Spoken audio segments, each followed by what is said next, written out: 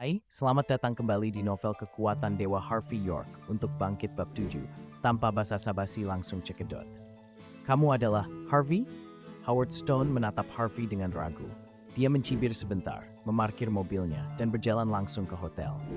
Harvey merasa sangat canggung. Dia tidak berharap Howard mengabaikannya ketika dia berbicara dengannya. Keduanya memasuki kamar pribadi satu demi satu. Semua teman sekelas ada di sana saat ini. Semua orang menoleh ketika pintu terbuka.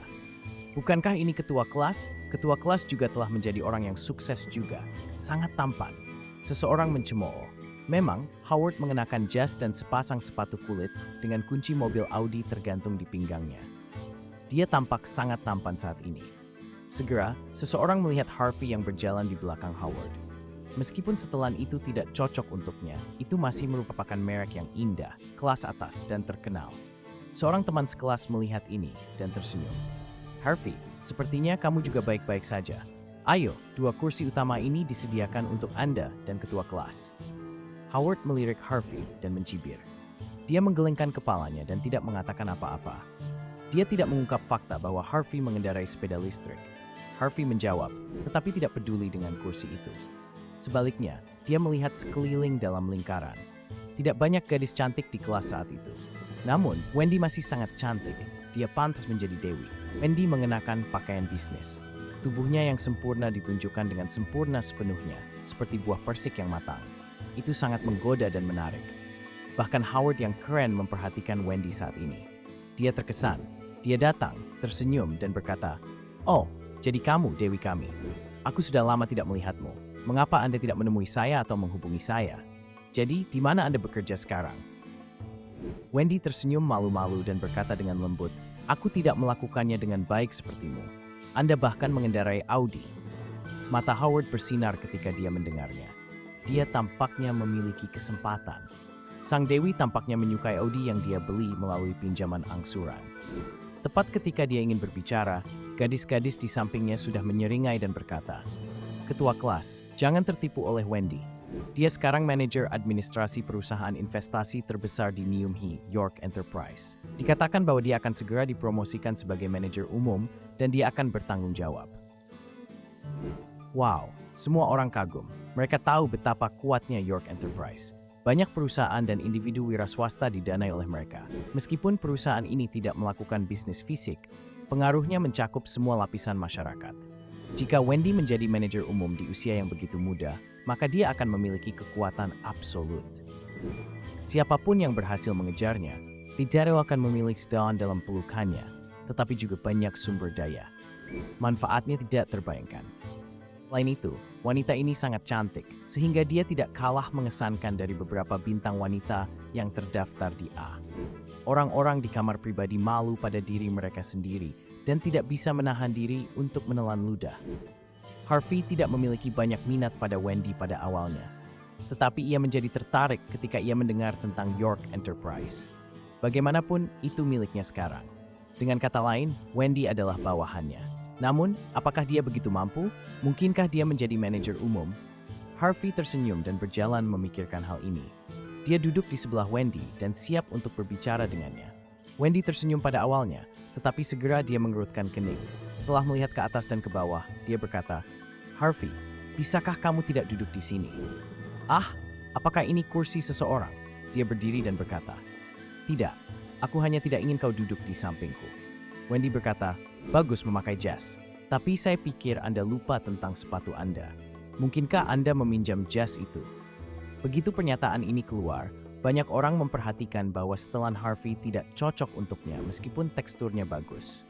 Yang paling penting adalah dia mengenakan sepasang sandal dengan beberapa lubang di dalamnya, dan jempol kaki kirinya bahkan menjulur keluar darinya. Gayanya berantakan. Harvey agak tidak berdaya. "Saya seharusnya membeli sepasang sepatu. Ini sangat tidak pantas." "Ah, Wendy, kamu memiliki mata elang.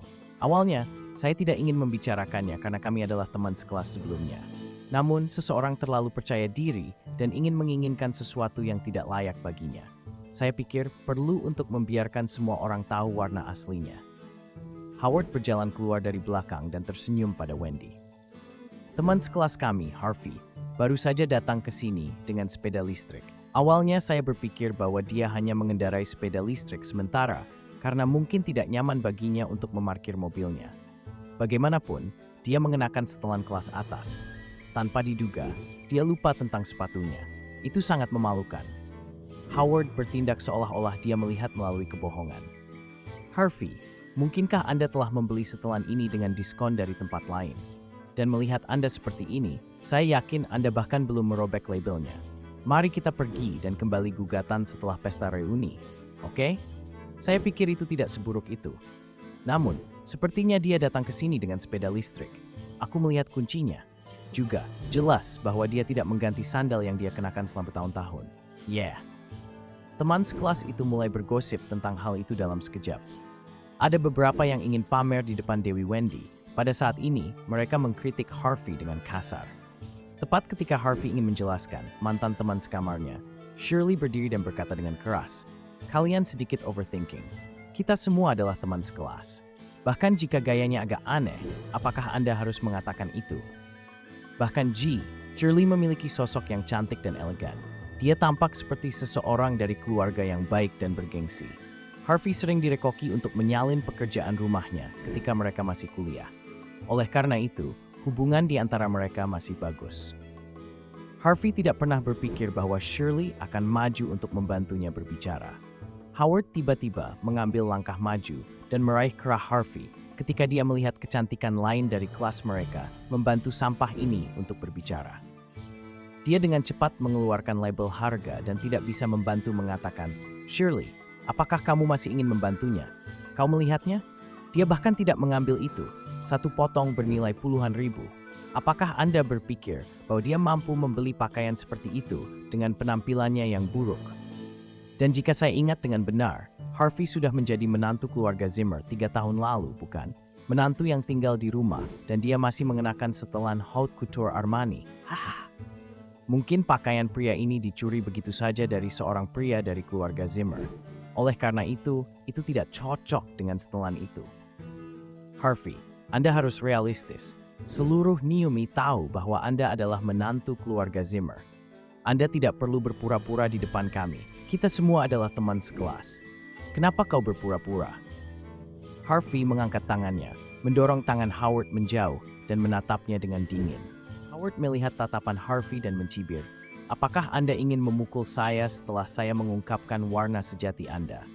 Atau apakah Anda ingin memberitahu saya bahwa pakaian itu milik Anda? Jika Anda bisa membuktikannya, saya akan berlutut untuk Anda." Harvey hendak berbicara ketika tiba-tiba ponselnya berdering. Dia dengan cepat mengeluarkan telepon model lama. Semua orang sudah tertawa sebelum dia bahkan bisa menjawab telepon. Itu sangat lucu.